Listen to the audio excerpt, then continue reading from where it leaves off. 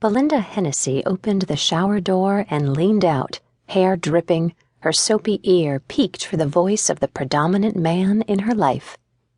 Although, granted, the fact that she'd never met the guy was a tad on the pathetic side. From the clock radio on the crowded vanity, a sexy, southern-bred accent reeled into the room over the whir of helicopter blades. Traffic is jamming up on I-85 southbound below the I-285 junction due to a 3-car accident in the rightmost lane. Southbound Peachtree Industrial and Buford Highway are feeling the effect.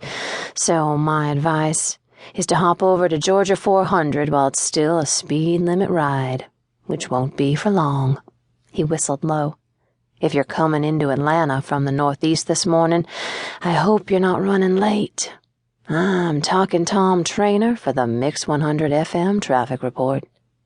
Oh, that voice. Belinda shivered, then glanced at the time and swore softly. She yanked a towel around her, made wet tracks to the bedroom, and let the ho-hum carpet soak up most of the water dripping down her legs. When her fingers touched a knee-length gray jersey dress, she pulled out the garment and tossed it onto the unmade bed. An indignant yowl sounded from beneath the leopard print comforter, and Downey's black head appeared. Sorry, Belinda offered. I'm running late. Downey blinked. The feline's morning disposition reminded her of the man who'd given her the cat. Her ex, Vince Whitaker. She hesitated to refer to Vince as her ex-husband, since their marriage had lasted a mere 6 hours. Downey was the best thing to come out of that train wreck, despite her current slit-eyed disdain. I know I shouldn't be late on my first day driving the carpool. With the agility of a hurdler, she leapt into underwear, pantyhose, dress, jacket, and pumps, then gave her unremarkable auburn hair a 1-minute blast from a blow-dryer. A touch of translucent powder, mascara, and lipstick would have to pass for makeup. Her cheeks were still pink enough from the shower to skip the blush. There wasn't time to make the bed, although she knew she'd be plagued with thoughts of dropping dead before the day ended and her mother's tisk-tisk when her parents came to gather her personal effects. I knew this move to Atlanta so soon after the you-know-what was too much for her, Franklin. Her mother refused to make direct references to the reneged wedding. Look, she didn't even make her bed. I heard on the Today Show that untidiness is a sure sign of depression.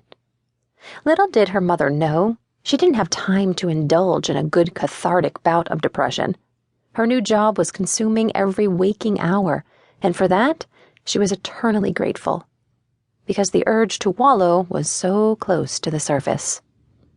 She dropped an earring twice, poked it in as she jogged down the stairs to the foyer, then dashed into the kitchen to grab an instant breakfast drink from the fridge. Her briefcase sat open on the table, surrounded by accounting spreadsheets. She shoved the papers inside and slammed down the lid, catching her thumb and bruising the nail.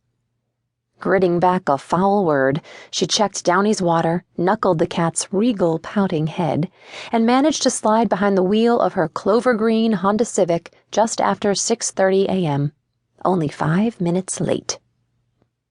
But getting started a measly 5 minutes late in the Atlanta commute could mean the difference between arriving in time to prepare for her 8:30 a.m. meeting and tearing into the meeting already in progress with murmured apologies to her scowling boss, Margot. And tardy wasn't the opinion she wanted the woman to take into her first performance evaluation, which was mere days away. She'd worked long hours for the Archer Furniture Company in the hopes of getting a raise that would put her on the same earning level of her previous financial position in Cincinnati. She thought of the sliding balance in her savings account and sighed.